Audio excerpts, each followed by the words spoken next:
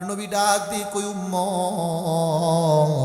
খবরদার খবরদার, ও নামাজি তুমি শুধু একা একা নামাজ পড়লে হবে না। ও ভাই তুমি শুধু একা একা নামাজ পড়লে হবে না, তোমার অধীনস্থ যে বিবি আছে, বিবিকে নামাজের তাকিদ দিতে হবে, বিবিকে পর্দার তাকিদ দিতে হবে। তোমার প্রাপ্তবয়স্ক একটা মেয়ে আছে, মেয়েকে সুশিক্ষায় শিক্ষিত করে সুপাত্রস্থ করতে হবে, মেয়েকে দিনী শিক্ষায় শিক্ষিত করে সুপাত্রস্থ করতে হবে। এ শ্রীবর্দী থানার মানুষ,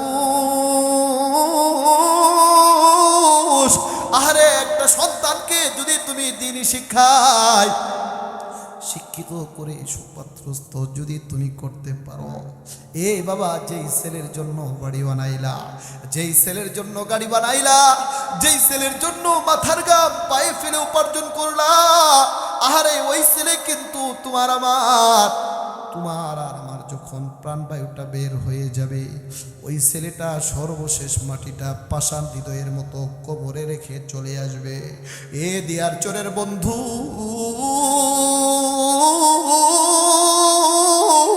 তুমি তো জানো না, মনে করো আল্লাহ তোমাকে দুইটা সন্তান দিয়েছে, একটা সন্তানকে তুমি ধর্মীয় শিক্ষায় শিক্ষিত করেছ, আর আরেকটা সন্তানকে তুমি FCBS কমপ্লিট করিয়েছ, FRCS কমপ্লিট করিয়েছ, টাইটেল কমপ্লিট করিয়েছ, মাস্টার্স কমপ্লিট করিয়েছ, অনার্স কমপ্লিট করিয়েছ। তোমার আর আমার যখন সাকরাত আরম্ভ হয়ে যাবে, তোমার আর আমার যখন মৃত্যুর যন্ত্রণা শুরু হয়ে যাবে, তোমার যেই ছেলের জন্য তুমি লক্ষ লক্ষ টাকা সেমিস্টার ফি দিয়েছ, যেই ছেলের জন্য লক্ষ লক্ষ টাকা জমিন বর্গা দিয়ে দিয়ে কলেজের ফি দিয়েছ, আরে ওই ছেলে যদি তোমার এই যে তোমার যখন সাকরাত আরম্ভ হয়ে যাবে, তোমার ওই সন্তান যদি বলে বাবা তোমার জন্য তো আমার জন্য তো তোমার জীবনটা তুমি বিসর্জন দিয়েছ, আমার ইংলিশ বই থেকে এক পৃষ্ঠা পড়ে শোনাই, কসম আল্লাহর তোমার মৃত্যুর যন্ত্রণা লাঘব হবে না। এ দিয়ার চোরের মানুষ,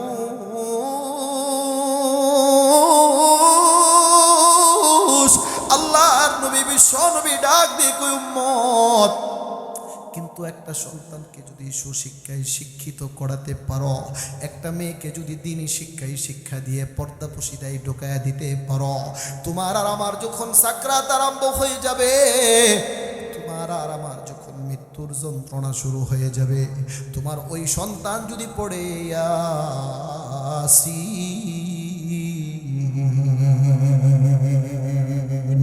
আজ থেকে ১৫০০ বছর আগে মদিনাওয়ালা পয়গম্বর বলে দিয়েছে, শুধুমাত্র সূরা ইয়াসিন থেকে তোমার ওই ধর্মীয় সন্তান, ওই দ্বীনি সন্তান তোমার পাশে ইয়াসিন পড়ার কারণে আসমানের মালিক আল্লাহ সঙ্গে সঙ্গে তোমার মৃত্যুর যন্ত্রণা লাঘব করে দিবে। বলি সুবহানাল্লাহ, আল্লাহু আকবার বলেন। শুধু বাবা এই পর্যন্তই শেষ না, এ শ্রীবর্দী থানার মানুষ, এ দিয়ারচরের মানুষ, আশপাশ এলাকার মানুষ, শুধু বাবা এই পর্যন্তই শেষ না, তোমার আর আমার যখন দেহ থেকে প্রাণবায়ুটা বের হয়ে যাবে, আহারে যেই সন্তানকে তুমি জাগতিক শিক্ষায় শিক্ষিত করেছ, যেই সন্তানকে তুমি বেপরদায় চলাফেরা করিয়েছ, ওই সন্তান কিন্তু তোমার জানাজার ইমামতির মুসল্লাই দাঁড়াবে না। এ দিয়ার চোরের মানুষ, একটু মনটারে নরম করে দাও, দেখো না 2 ফোঁটা চোখের পানি আল্লাহর জন্য নজরানা দেওয়া যায় কিনা বাবা। এমন একটা সময় আসবে তুমি আর আমি সবাই কিন্তু মৃত্যুবরণ করব, জমিন মৃত্যুবরণ করবে, আসমান মৃত্যুবরণ করবে, এমনকি মালাকুল মউত পর্যন্ত মৃত্যুবরণ করবে। আরে সবাই কিন্তু মৃত্যুবরণ করবে। দিয়ার চোর মসজিদের মাইকে ঘোষণা হবে, মাওলানা আবু তালেব সাইফুদ্দিন আর দুনিয়াতে নাই, মাওলানা উসমান বিন মঈনুদ্দিন আর দুনিয়াতে নাই, মাওলানা খবিরুজ্জামান লাবিব আর দুনিয়াতে নাই, মাওলানা খলিল আর দুনিয়াতে নাই। একটা গ্রুপ যাবে আরে বাঁশ কাটার জন্য, একটা গ্রুপ যাবে খাটিয়াটা সংগ্রহ করার জন্য, একটা গ্রুপ যাবে বড়ই পাতা সংগ্রহ করার জন্য, একটা গ্রুপ যাবে কাপড়ের কাপড় সংগ্রহ করার জন্য। আরে যেই সন্তান সন্তানকে তুমি জেনারেল শিক্ষায় শিক্ষিত করায়েছ, যেই সন্তানকে তুমি FCBS কমপ্লিট করায়েছ, যেই সন্তানকে তুমি টাইটেল কমপ্লিট করিয়েছ, ওই সন্তান কিন্তু তোমার জানাজার ইমামতির মুসল্লায় দাঁড়াবে না। যেই সন্তানকে তুমি মাদ্রাসা শিক্ষায় শিক্ষিত করেছ, তোমার যেই সন্তানকে জামিয়া আল উসমান কওমি মাদ্রাসায় পড়াইছ, আরে তোমার যে মেয়েকে এই যে আল মঈন মহিলা মাদ্রাসায় পড়াইছ, তোমার ওই সন্তান যদি তোমার এই যে জানাজার মুসল্লায় দাঁড়ায়া সন্তান এবার তাকবীর দিবে, তাকবীর দেওয়ার পরে সন্তান সানাও পড়ে না, সন্তান এবার দুরূদও পড়ে না, সন্তান শুধু কম্পন করে আসমানের মালিক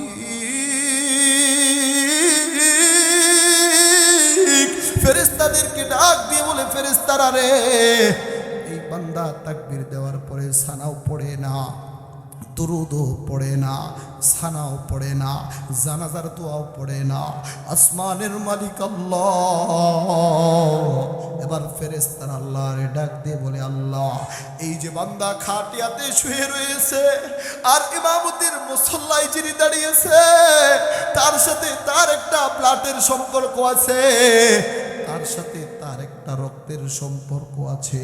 মাদ্রাসাটা যখন ছুটি হইতো, বাবা ওই যে জামিয়া আল উসমান কওমি মাদ্রাসা থেকে আগায়া নিয়ে আসতো, মাদ্রাসাটা যখন খোলার সময় হইতো, আবুয়ার পাড়া থেকে দিয়ার চর বাবা আগায়া দিয়ে যেত।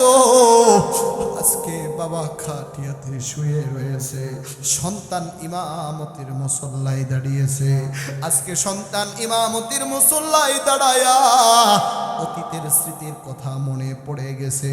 আসমানের মালিক ফেরেশতাদেরকে ডাক দিয়ে বলে, ও ফেরেশতারা রে, তোমরা সাক্ষী থাকো, এই বান্দা সালাম ফিরানোর সাথে সাথে তার মা বাবা বেহিসাব গুনাহ আমি আল্লাহ মাফ করে দিলাম। বলি সুবহানাল্লাহ। মা গো তোমার একটি ছেলে মাদ্রাসাতে দিও, মা গো তোমার একটি মেয়ে মাদ্রাসাতে দিও, এই পৃথিবীর বুকে মাগো জান্নাত কিনে নিও, এই পৃথিবীর বুকে মাগো জান্নাত কিনে নিও। মারহাবা বলেন, আরেকটু জোরে বলেন না মারহাবা। এ শাহেদ ইয়ারচুরের মানুষ বাবা, দিলের কান দিয়ে শুনেন, আরে আপনার ছোট্ট একটা মাসুম বাচ্চা, এই যে সন্তানের এই যে মাদ্রাসা শিক্ষায় শিক্ষিত হওয়ার কারণে এই সন্তানটা মাথা থেকে পা পর্যন্ত তার স্মৃতিপটে এমন জিনিস ঢুকে গিয়েছে, সে যখন বাড়ি থেকে বের হয় হাত মোজা পরে বের হয়, সে যখন বাড়ি থেকে বের হয় পা মোজা পরে বের হয়, এই যে পর্দা পুশিদার তালিম দেওয়া হচ্ছে, তালিম দেওয়া হচ্ছে, এই যে পর্দা পুশিদার তালিম দেওয়া হচ্ছে, আসমানের মালিক এই কথাটাই ডাক দিয়ে বলে, ও পৃথিবীর মায়েরা, ও পৃথিবীর বোনেরা, ওয়াকারনা ফি বুয়ুতিকুন্না ওয়ালা তাবাররুজনা তাবাররুজাল জাহিলিয়াতিল উলা। ও পৃথিবীর মায়েরা, তোমরা জাহিলি যুগের মতো নিজেদেরকে প্রদর্শন করে বের হইও না, জাহিলি যুগের মতো নিজেদের অঙ্গ প্রত্যঙ্গ প্রদর্শন করে বের হইও না, হলে কি হবে? ও পর্দার অন্তরালের মায়েরা, একটু দিলের কান দিয়ে শুনো রে মা, কারণ তোমরা হইতাছো ফ্যাক্টরি রে মা, কারণ তোমার পেট হতে যে সন্তান আসবে, আরে ফ্যাক্টরি যদি ভালো হয়ে যায়, প্রোডাক্ট যেমন ভালো হওয়ার সম্ভাবনা থাকে, ও মায়েরা তোমরা যদি পর্দা পুশিদায় ঢুকে যাও, তোমরা যদি দিনদার হয়ে যাও, তোমরা যদি পূর্ণাঙ্গ দিনদারির ভিতরে ঢুকে যাও, তোমার গর্ভ হতে যেই সন্তান আসবে এই সন্তানটা আব্দুল কাদের জিলানী হবে, তোমার গর্ভ থেকে যেই সন্তান আসবে আবু তালেব সাইফুদ্দিন হয়ে যাবে, যেই সন্তান আসবে উসমান বিন মঈনুদ্দিন হয়ে যাবে। ও মায়েরা দিলের কানটা লাগায়া শুনো রে মা, এই জন্য খাজা কুতুবউদ্দিন বখতিয়ার কাকির মা, এই খাজা কুতুবউদ্দিন বখতিয়ার কাকির ইতিহাস ঘাটাঘাটি করলে পাওয়া যায়, খাজা কুতুবউদ্দিন বখতিয়ার কাকির মা ওনাকে ছোট্ট থেকে ওনাকে শিক্ষা দীক্ষা দেয়, বাবা খাওয়ানির মালিক আল্লাহ, পালার মালিক আল্লাহ, রিজিক দেওয়ার মালিক আল্লাহ, সুস্থ রাখার মালিক আল্লাহ, অসুস্থ দেওয়ার মালিক আল্লাহ, ইজ্জত দেওয়ার মালিক আল্লাহ, আমাদেরকে সম্মান দেওয়ার মালিক আল্লাহ। এইভাবে ইমাম এই যে খাজা কুতুবউদ্দিন বখতিয়ার কাকির মা কুতুবউদ্দিন বখতিয়ার কাকিকে এইভাবে শিক্ষা দীক্ষায় বড় করে তোলে। একদিনের ঘটনা বাবা, দিলের কানটা লাগায় শুনেন। কুতুবউদ্দিন বখতিয়ার কাকি যখন বড় হয়ে যায়, ওনার মা যখন ওনার উস্তাদ ওনার কাছে সুশিক্ষায় শিক্ষিত করার জন্য পাঠায়া দেয়। এবার কুতুবউদ্দিন বখতিয়ার কাকির মা উস্তাদকে ডাক দিয়ে বলে, উস্তাদ এই যে আপনার কাছে দিয়ে গেলাম, আপনি আপনার সন্তানকে, আমার সন্তানকে সুশিক্ষায় শিক্ষিত করে দিবেন, আমার সন্তানকে তরবিয়ত শিক্ষা দিয়ে দিবেন, আমার সন্তানকে মুআদ্দাব বানায় দিবেন, শিষ্টাচার শিক্ষা দিবেন, ভদ্রতা শিক্ষা দিবেন। এবার উস্তাদ কুতুবউদ্দিন বখতিয়ার কাকিকে উস্তাদ সবক দিয়ে দেয়, বাবা পড়ো আউযুবিল্লাহ, পড়ো বিসমিল্লাহ। তারিখের কিতাবের মধ্যে এসে এই সবকটুকু দিয়া উস্তাদ এবার কাতায় হাজত সারতে গেলেন, উস্তাদ ওনার নিজ প্রয়োজন সারতে গেলেন। এবার উস্তাদ এসে দেখে কুতুবউদ্দিন বখতিয়ার কাকি উনি আউযুবিল্লাহ শেষ করেছে, বিসমিল্লাহ শেষ করেছে, সূরা ফাতিহা শেষ করেছে, সূরা বাকারা শেষ করেছে, সূরা আল ইমরান শেষ করেছে। এইভাবে পড়তে পড়তে কুতুবউদ্দিন বখতিয়ার কাকি 18 পারার হাফেজ হয়ে গিয়েছে। বলি সুবহানাল্লাহ। এ শ্রীবর্দী থানার মানুষ, এ দিয়ার চোরের মানুষ বাবা, দিলের কান দিয়ে শুনেন। এবার উস্তাদ উনি রাগান্বিত হয়ে গিয়েছে, ক্রোধান্বিত হয়ে গিয়েছে।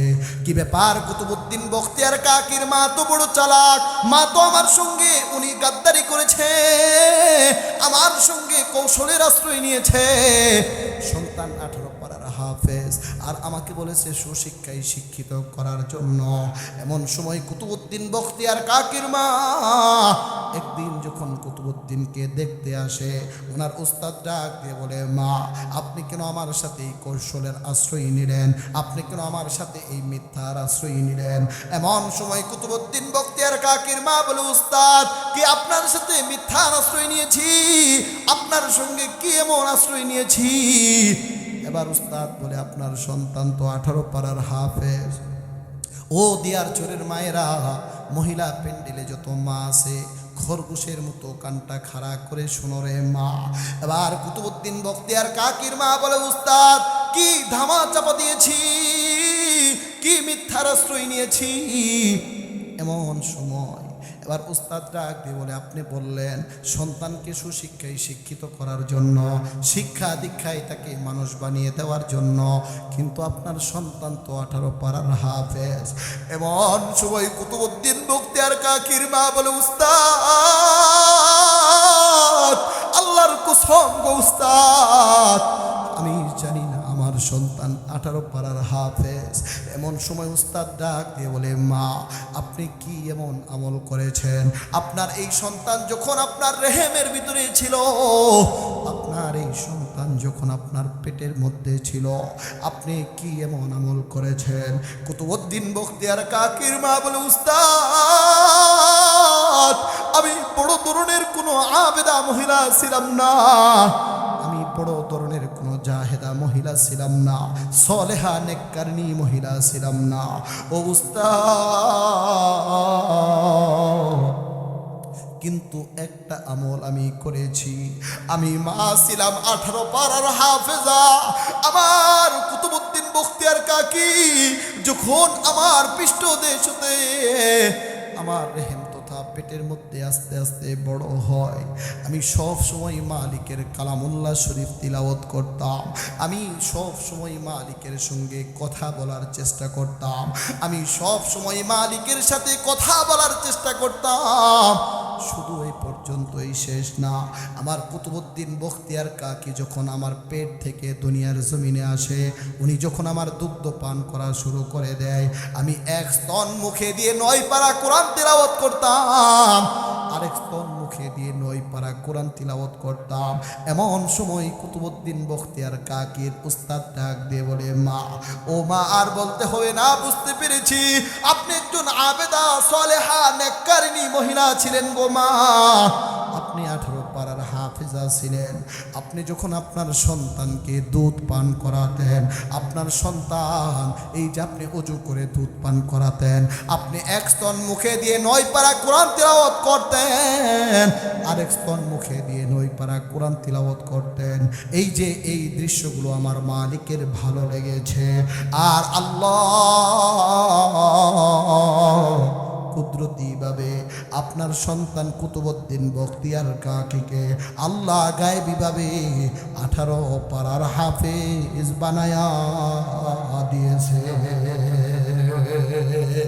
আল্লাহু আকবার বলেন, আরেকটু জোরে বলেন না আল্লাহু আকবার।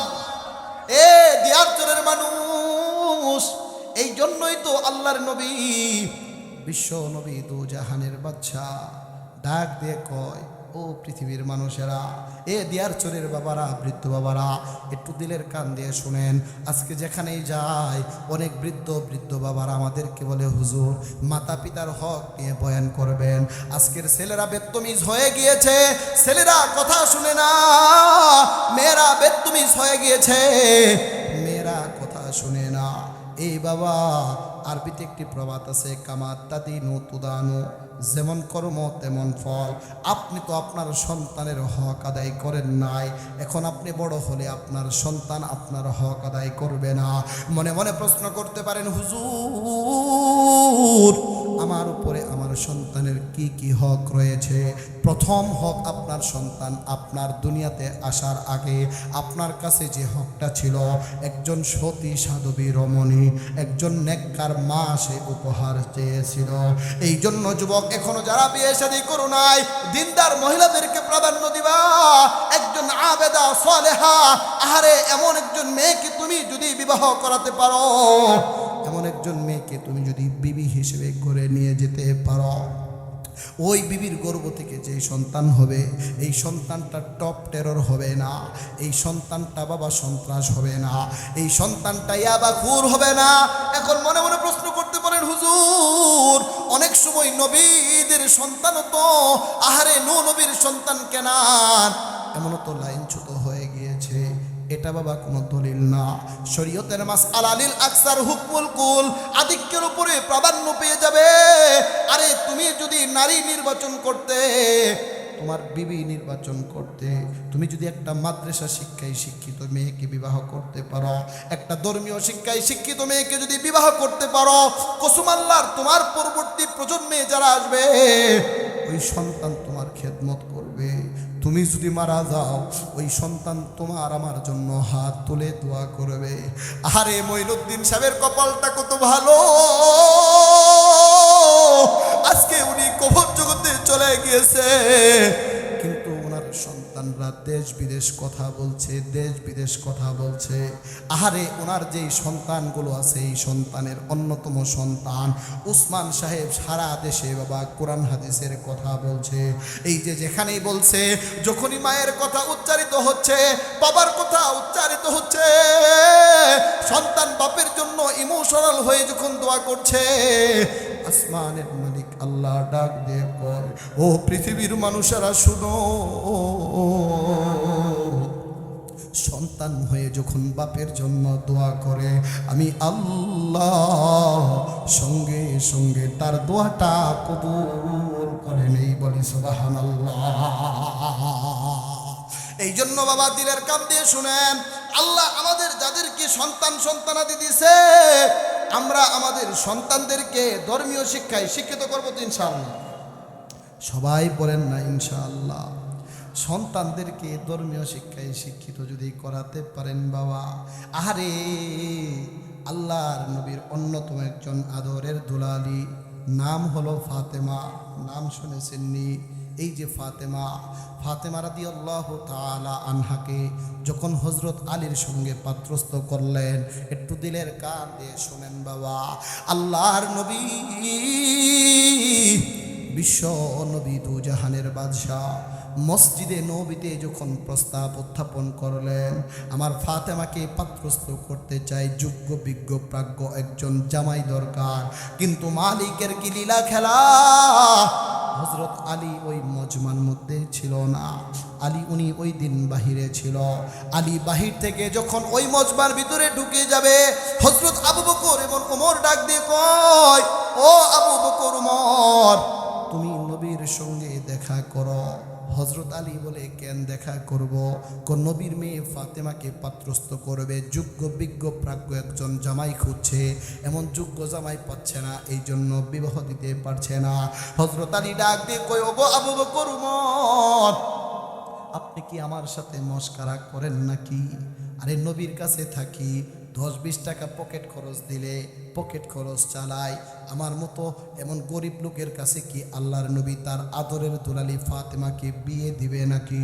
হযরত আবু বকর এবং ওমর ডাক দিয়ে কই, আলী রে, নিজেকে এত তুচ্ছ তাচ্ছিল্য করার কিছু নাই, যাও যাও গিয়ে দেখো, আল্লাহর নবী বিয়ে দিলে দিতেও পারে। সুবহানাল্লাহ, আরেকটু জোরে কন্যা সুবহানাল্লাহ। আমার ভাইয়েরা, দিলের কান দিয়ে শুনেন, এ দিয়ার চোরের মানুষ, দিলের কান দিয়ে শুনেন। আরে হযরত আলী, আবু বকর এবং উমরের কথা অনুযায়ী, হযরত আবু বকর এবং উমরের কথা অনুযায়ী আল্লাহর নবীর রাজ দরবারে গিয়েছে, নবীকে সালাম দিয়েছে, আসসালামু আলাইকুম। এবার হযরত মুহাম্মদুর রাসূলুল্লাহ আলীরে ডাক দিয়ে কই, আলী রে, কি জন্য এখানে এসছো? হযরত আলী বলে, ও আল্লাহর নবী, কি জন্য আসছি তাও জানি না। সুবহানাল্লাহ, আরেকটু জোরে কন্যা সুবহানাল্লাহ।